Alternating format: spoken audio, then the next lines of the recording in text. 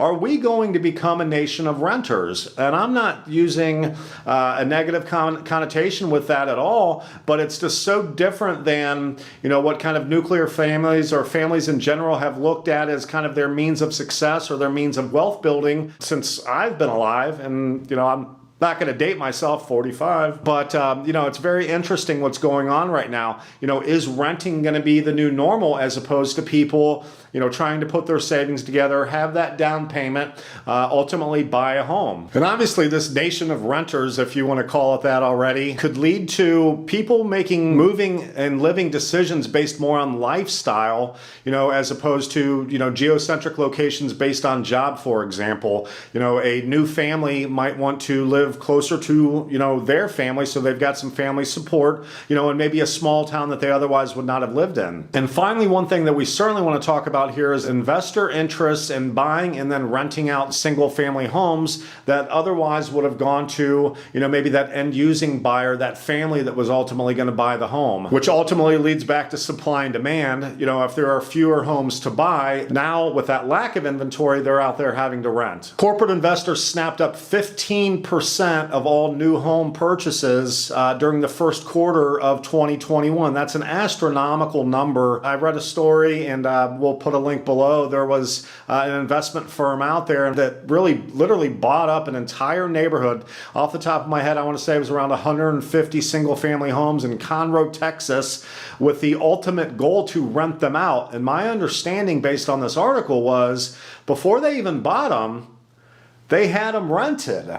So, that's an absolute smart play, but you've got 150, new home build neighborhood that none of them are available for sale, which brings us to Blackstone, which is the largest private equity firm in the world. Obviously, they dabble in all things. Real estate is one that they're heavily involved in at this point. And Blackstone has a spinoff called Invitation Homes that operates in 16 states. One of the states that they're really prevalent in is Georgia, Atlanta. They've got about 12,500 homes. They're heavy in places like Charlotte as well, but the biggest differentiator for a big firm like that are mortgage interest rates. So we've done previous videos. Interest rates are starting to go up. They had been sub 3%. They're over 3% at this point. An average consumer is going to pay in that, even in great interest rate markets, 2.5% upwards to 4%.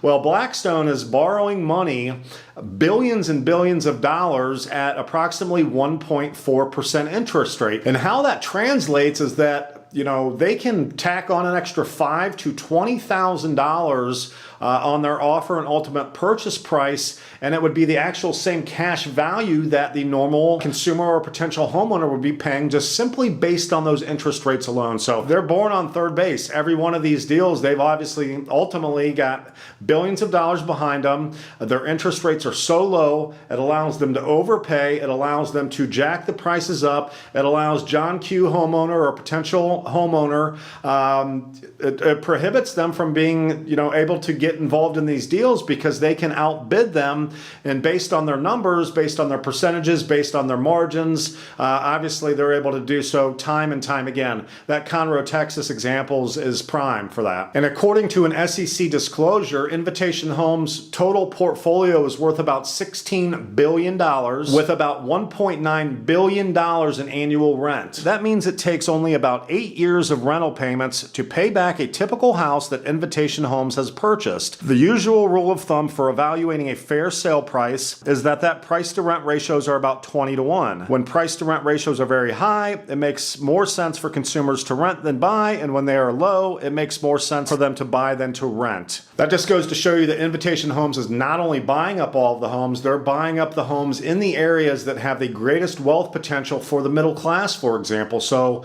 the elimination of that for the middle class due to them snapping up so many of these houses, obviously is going to curb people towards that rental market again. We'll continue to keep our finger on the pulse here on your behalf. We love to bring real estate on the channel. That's my background. That's my specialty. If you like the information you heard today, you want to hear more like that, go ahead and smash that like button below. That really helps out our algorithms. If you're not a subscriber already, we're always looking for new like-minded folks here on the channel. Go ahead and subscribe and ding that bell below as well if you want to get more more notifications like this, whether it's real estate, capital, credit, cash, banking, from one of the most trusted and popular sources dealing in all things credit, capital, and cash flow, and of course, real estate here on YouTube, the VIP Financial Education channel. Until next time, thanks for joining us. Make a great day.